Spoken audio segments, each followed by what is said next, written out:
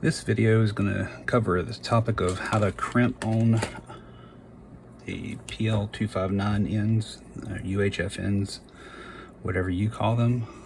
It's pretty simple. So I've got some RG8.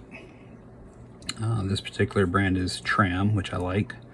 I've got a really cheap generic Coax stripper. This one's labeled for Tram RG8X. I've got it adjusted pretty well, which is saying a lot for these cheap things.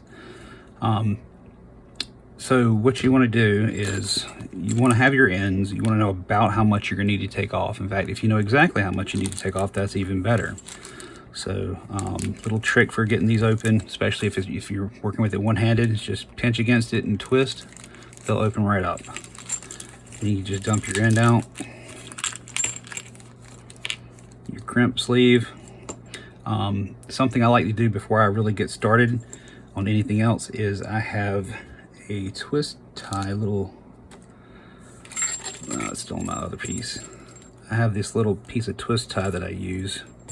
And all it really does is it helps me keep things separated.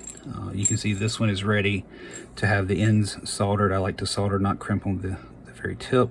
It's ready to have the heat shrunk down.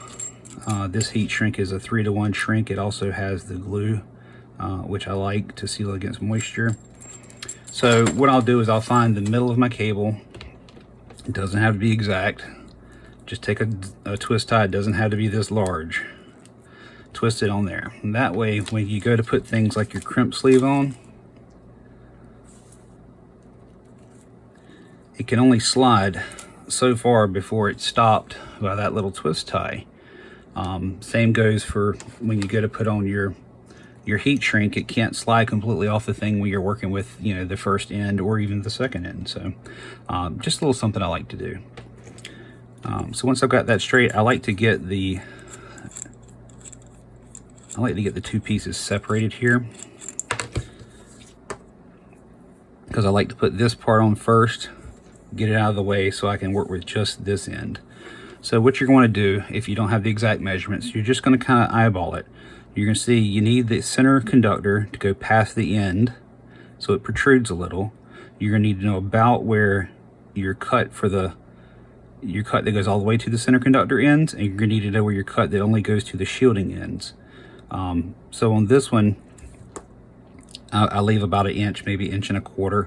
I've got my tool pretty much set up so that as long as I've got about 1 inch hanging out, once I run the tool, and you'll know when it's done because you'll quit hearing it cutting the shielding. You'll see I've got one cut that's going to go all the way to the center conductor, and then the other cut that just goes to the shielding. As I go to remove the front piece, I like to twist the center conductor, get it nice and tight. Hoping you can see that. I just kind of give it a good twist, keep it nice and tight. That helps that stay together when it's going through the tip for the end. And then you just kind of pull off that little bit, exposing your shielding. Now when you go to peel your shielding back, you really just want to just gently peel it back. You're not trying to unravel it, you're just folding it down. So once you've got that folded down, some people like to leave the shield, the little aluminum foil shield there. I do not. It's a short hazard. So I just take a knife and just gently kind of kiss that foil. You're not really trying to cut it, you're just giving it a weak point so that when you go to peel it, it has a spot where it naturally just wants to break off. So, and as you can see, it peels off very easily. Make sure you got all your little teeny tiny wires pulled back and that your center conductor is not being touched by any of them. Then you can slide your end on. What I do is I very gently put the end, and it just slid on that time, but what I'll do is when I'm putting it on, I'll just gently twist it in the same direction that the center conductor is twisted, so that if the little wires on the end are splayed a little bit, they'll kind of wrap themselves back down and everything will go on easily without peeling a center conductor back. Now, if for some reason you go to put it on and one of these little pieces of center conductor does peel back, the best thing you can do is just grab it and wiggle it as close to that base as you can, back and forth. It'll fatigue the copper and that little strand will break off. It's not worth trying to get that strand to go back onto here. You're going to have plenty of strands that are still left to conduct the electricity that's going through it or on top of it. So just let that one go. When you push this down, you're stopping as soon as you touch that shielding. You don't want to cram it into the wire. All you're really doing is you're just getting it to where that cut ends, and then you're going to fold your wire back up. Now, real quick, let me slide down. You'll see everything comes except for what I want. Here's my crimp sleeve. So get the heat shrink out of the way, get my coupling out of the way. You just want to slide this gently right up on there. And what I'll do is usually after it's on there, I'll push in just a little bit on this wire to make sure that I'm flat up against the end of that connector. Now at this point, hopefully you've got at least a decent pair of crimpers that you can use, and that's what these are. These are a decent pair, nothing extravagant. These are ratcheting, so when they go all the way, they release. It's kind of nice. And what I like to do, I like to go ahead and get the crimp sleeve. I like to get it right up against the bottom of the connector, nice and tight, and I just gently grab it, and then I actually slide the crimps up until they touch as well. Now I know I've got that sleeve completely pressed against that bottom, and when I go to crimp, I shouldn't have any spacing here. And as you can see, the crimp doesn't go all the way down, so it's simply a matter of coming back, lining it up again, crimp one more time, and now your crimp goes all the way to the end. There are other ways to do this. A lot of people like to just crimp this tip here. There's nothing wrong with that. I don't do that. I like to get a good solder flow on that tip. So what I do next is I pull in just an old, and I mean really, really old set. These are from Radio Shack, if that tells you how old they are. Old set of holders here, just, you know, and I've got a little spare alligator clip that I can use for whatever. So I don't even have to clip them into the alligator clips. I really just need something to just kind of hold it still while I apply a little bit of solder. So I'm using an old Weller 100/140 watt. I like it for this. It gets the heat where I need it to go quickly. I don't have to worry about overheating my center conductor and melting my dielectric or insulators or any of that. So once you can see the little light, that means it's on, and I just go ahead and give it the full 140 watts because I want to just get this solder on there and get it done with. I don't want to take a lot of time and heat up that center conductor too much because it can melt parts inside the coax, and then you're no longer 50 ohms. So usually I just wait a little bit, and as soon as I see the tip start to smoke just a little bit, what I like to do is, instead of trying to press the tip on there and get everything, you know, red hot, I like to take a little bit of the solder and just kind of pre-tin that tip. And when I do that, what it does is it creates a little puddle of solder right there at that tip that helps conduct the heat where I want it to go. Now, I know all the books say to heat the part and then you press the solder against the part, and that's true.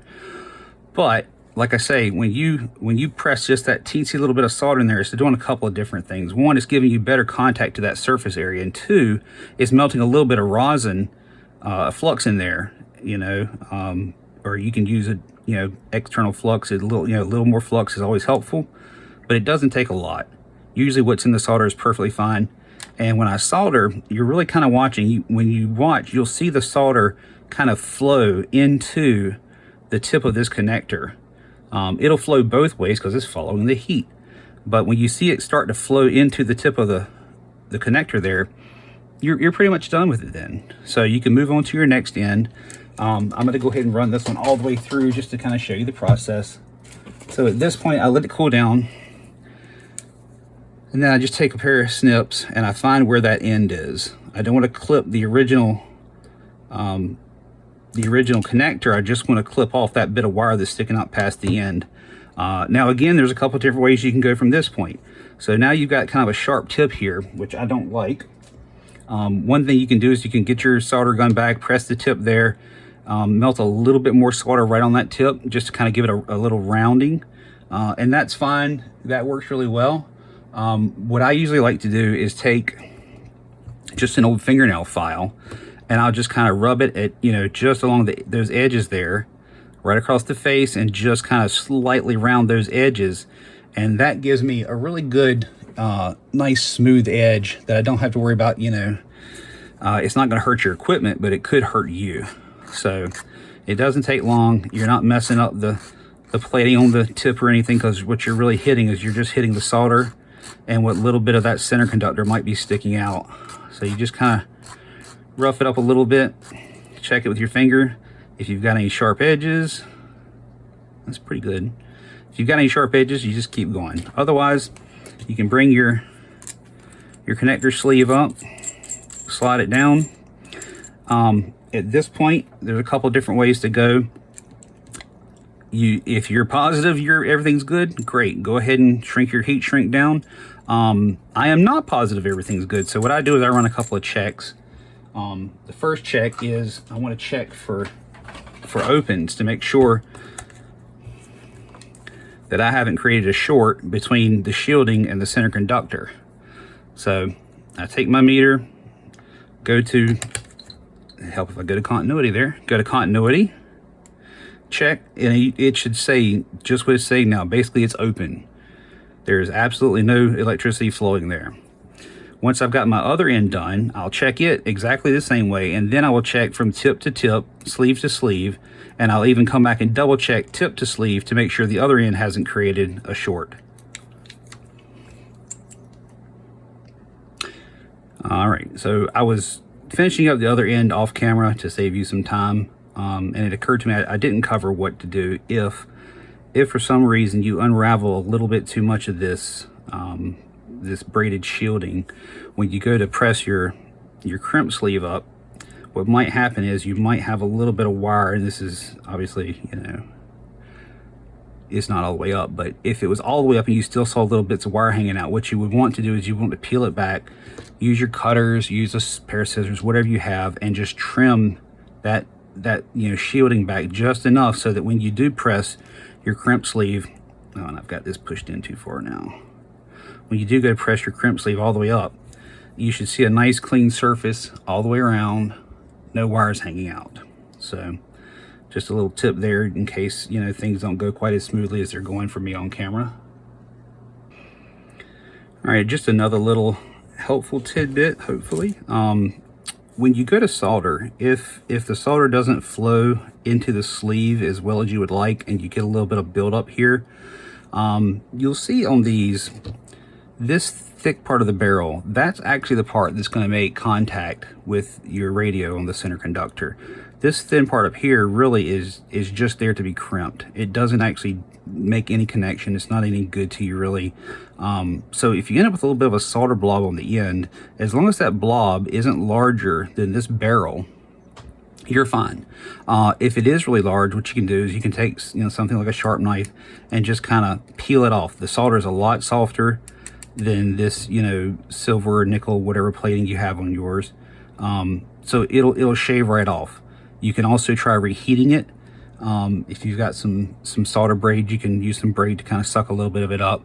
If you don't have solder braid, just, you know, as long as you've got something under it that's not going to be affected by the hot solder, you can just get it hot and just kind of give it a quick, you know, tap, and the excess solder will fall off. There's a million ways you can get extra solder off. You can try to get it hot and pull it towards the end. Like I say, there's a lot of different ways you can do it. If it's really thick, you can even come in from the side sometimes with a pair of cutters and just clip off the extra.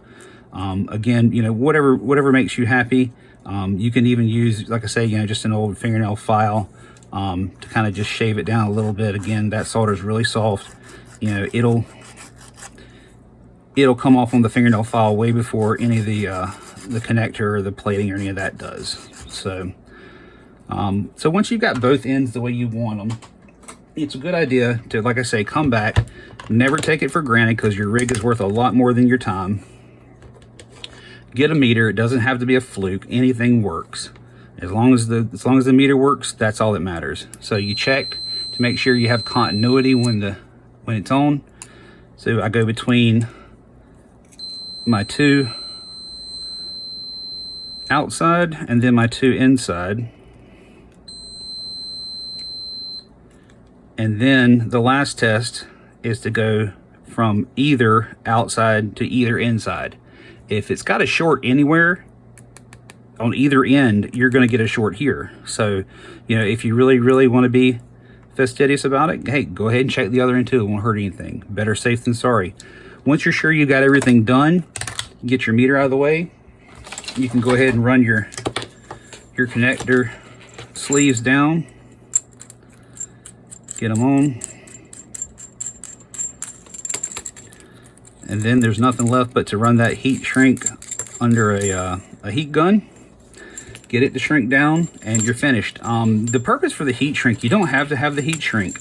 What I use it for is a couple of different things. Like I say, this is marine grade heat shrink.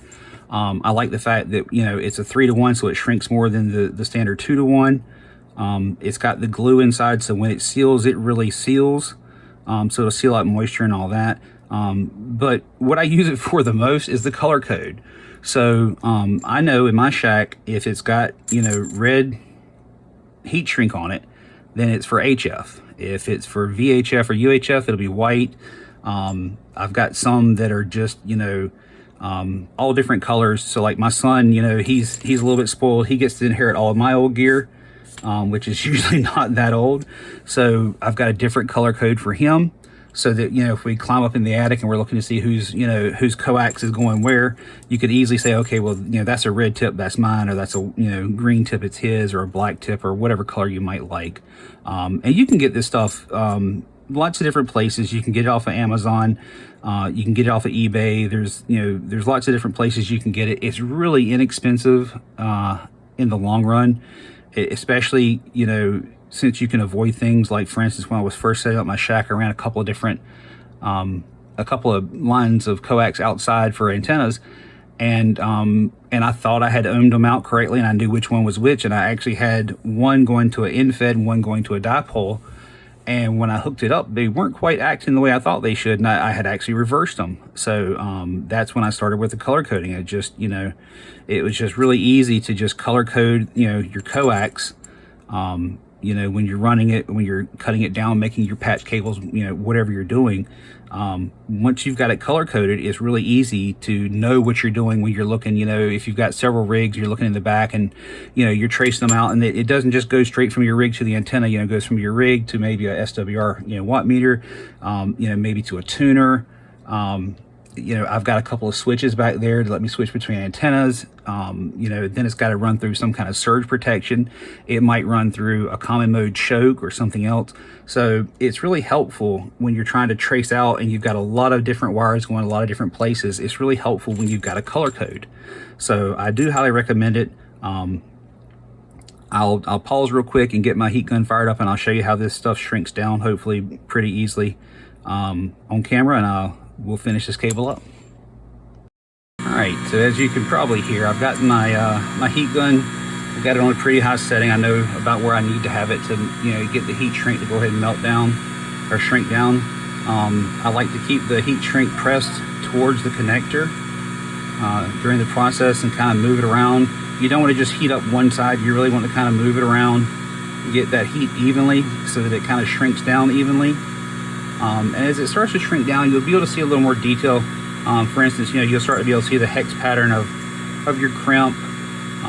When it gets really hot, you'll start to see, and I don't know if it'll show up on camera or not, but when I get it really good and hot, that glue will start to flow, and you'll be able to see just a little line down here at the bottom where it'll flow out from behind the heat shrink. So once you've got it good and tight everywhere, I like to get up right next to the connector. If it pulls back a little bit, like this is doing right here, if it pulls back a little bit, you can take your fingers and just kind of press it up quickly. It's really hot, so move fast, but you can just kind of press it up with your fingers while it's still, you know, if you have the tight with the glue. And now you can see, hopefully you can see that glue sticking out just a little bit there. But so you got a little leeway. And then we'll just do the other end real quick. This is a little hard one-handed. There we go. So I let gravity work with me.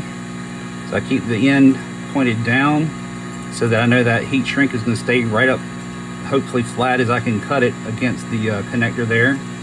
Kind of twist it around, make sure I'm getting it on all sides.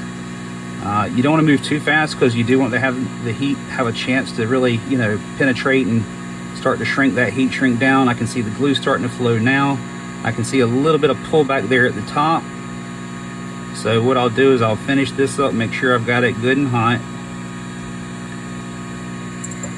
Then I'll shut off and just kind of quickly run it up that last little bit. It doesn't have to be perfect. It's not going to be entered in any kind of a competition. You know, there's a little bit of extra glue down here. Again, it's not going to hurt anything. So there you have it. I mean, that's pretty much it. You know, I've got some suppliers that I like for different things. We have a great local store here by 2A Radios where I get all my Coax. They are literally like a mile down the road from me, so it's really easy for me just to say, okay, I need 100 feet of Coax. I'll be there in 15 minutes, you know, and just run down and pick it up. I do order my ends online. I get these from Max Gain Systems currently. I like them. They're one of the better connectors that I've found so far.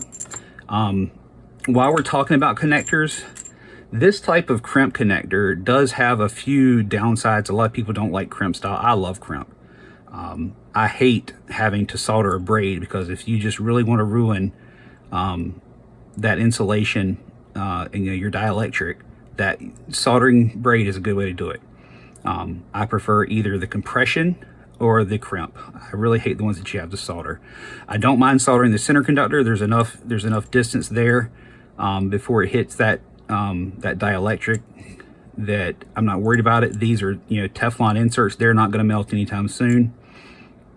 But one of the disadvantages is what I was talking about earlier when I said on this connector, the only part that actually contacts your center conductor on your socket, your SO239, is this wider part. So when you go to insert it, all of this is kind of almost wasted as far as making a contact because it's not going to touch anything. So you really need to make sure when you're putting these on, and let me just grab a little junk connector over here I can use. So you see how this connector, the SO, which stands for socket, SO for socket, PL for plug, the SO239, when it goes to fit in, these have these little tips sticking out, and they engage into these little grooves. So when you're going to put it on, what you need to do is, you know, a lot of times you want to make sure your sleeve is all the way down and spins freely. And then what I'll do is I'll get the sleeve started first before I even start pressing in. I'll try to get that sleeve started first. Speaking of, if you go to put on your sleeve and it feels like it's cross threading or something's just not quite right, twist it backwards while putting some pressure on it. And when you hear it click just like that, I'll do it one more time. That little click, that's the two threads finding each other. So basically the one thread that's riding the top thread, it falls down so that now it's going to line up with that very first thread. And once you hear that little click, you just go forward and it will line up every single time. Now what I'll do is I'll get it snug and then I'll back it off just a little bit, and then I kind of twist the two pieces against each other. And what that's doing is that's making sure that that little tip right there that's sticking out is down in one of those grooves, which means I've got a really good connection. So once I know that that's seated like it ought to be, then you can go ahead and tighten it down. If it's going to be outside, you can put, you know, some good self-sealing wrap on there. Whatever you want to do to seal the connection. If it's going to be used inside, obviously you don't need to do any of that. But so like I say, what are the downsides to this is, and this one doesn't even have a piece inside, that's why it's junk. But one of the downsides to these is that you really don't get a lot of engagement here. So you're getting, you know, at most a 1/16 of an inch that's actually going into that connector and making a contact. Now, if it's a good quality connector and you do it correctly, it shouldn't be a problem. I've never had an issue with it. It's just a call out. That's one of the reasons a lot of people like the ones that are, you know, well, if I could afford it, I'd use nothing but messy Palomi. So I love their cable. I love their fittings. It's top of the line. But I just, I can't afford, you know, to pay $30 every time I want to make a cable. But, you know, for a little patch cable. Now, for my home runs, for the main line out to my antennas, that's what I use. They have great cable. It's very low loss. you know, their ends are top notch. The compression fitting ends, they seal against the weather. Again, well worth the money for that. But once I'm in the shack, I usually use, you know, kind of the more inexpensive connectors, because it's short runs of wire. I'm not going to lose, you know, a lot of signal. I don't have to worry about the elements. It helps keep the cost down so I can have lots of different cables to choose from. I hope you enjoyed the video.